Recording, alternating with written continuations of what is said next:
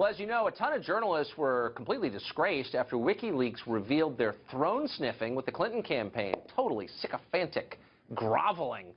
Well, now, rather than being drummed out of the business, they are back. Some are covering the Trump White House as if nothing ever happened. DC-based radio show host Chris Plante is here to discuss what exactly this means and how it happened. Chris, it's great to see you. So I'm in the gym today, and I look up on one of the screens, and there standing in front of Trump Tower with a microphone is John Harwood. And I thought, he can't be covering Trump. I mean, he was working on behalf of Hillary, but he is. Well, you said that they disgraced themselves. They didn't disgrace themselves. They were padding their resumes. They were come on. They were found out in WikiLeaks. John Harwood, who's with CNBC, and he writes for the New York Times. All right. Yeah. And he's sending, well, he's trading emails with Podesta and talking. They're strategizing. He's warning him about Ben Carson, how he could be trouble in a general, and they're just kind of spitballing, and they're on the same team. It's quite clear that they have common goals. And he's not even getting paid. He's doing this for free. Well, that's right. And I was talking to somebody about this earlier and saying, you know, it's almost like the Soviet Union.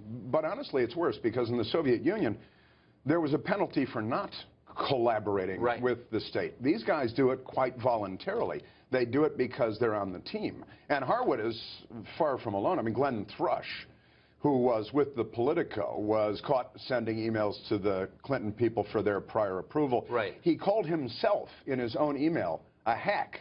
He confessed, kind of lamenting perhaps that he's a hack. Now, he's no longer... So now he's got to be selling aluminum siding in Boca Raton, right? He got out of the business. Well, he was with the Politico, and I'll have you know he's no longer with the Politico. Right. He got out of journalism, right? Well, the New York Times saw all this, and they said, well, we like the cut of his jib. So they hired him away from the Politico, and now he's at the New York Times. I don't believe you, Chris Plante. Come on now. Oh, it's true. He's now at the New York Times, Glenn Thrush. It's considered to be a big promotion. You're at the New York Times, not Politico. It's a little sort of left-wing blog site here in Washington that once showed promise, but no more. And the New York Times saw Glenn Thrush collaborating behind the scenes surreptitiously with the Clinton campaign, and they hired him away from the Politico. So this is the realization of a lifetime of dreams. But see, what I'm confused by, so let's say you're the New York Times. You're a liberal paper, okay?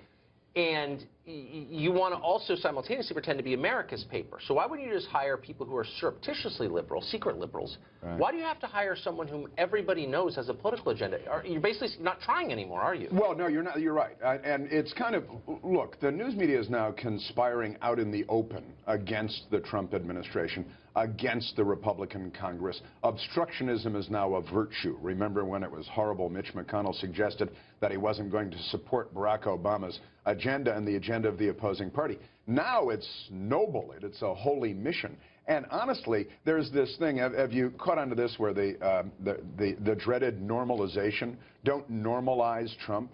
And members of the media are chastising one another if they even meet with Trump in an off-the-record session or meet with him or his people behind closed doors. They're being chastised by other journalists. The same people who are sending campaign advice to the Hillary campaign. That's exactly are saying, don't get too close? And they're not, absolutely. Mark Leibovich, again at the New York Times, sending his work to the Clinton people for their prior approval.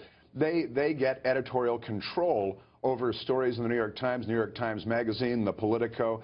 You know, this isn't a conspiracy theory. We know all of this to be true. I would say, just in the defense of one man, at least Mark Leibovich is really talented. The rest of these guys, John Harwood, has he ever broken a story? Has he ever written a sentence that stopped you in your tracks where you thought, oh, what a beautiful sentence? No, never. No, he's awfully bland. And he's the one that during the debate suggested to Donald Trump that his candidacy was a comic book candidacy, mocking him openly on television. Can I ask you, I mean, do you think the smartest people go into journalism, do you think the top 10% at MIT are rushing to our newsrooms? It really is a problem. Who wants to be?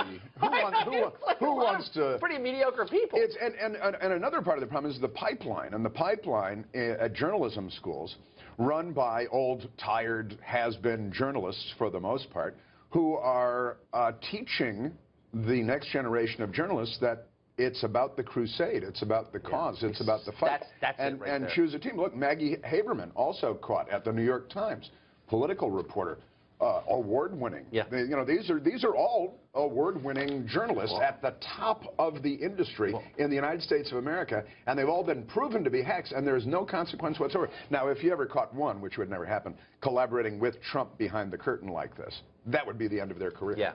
Yeah. I don't think we're getting those awards. But your award is in the good work that you do, and it is excellent. Thanks a lot. Very kind. Thanks. See you, Chris. Thanks. Good to see you.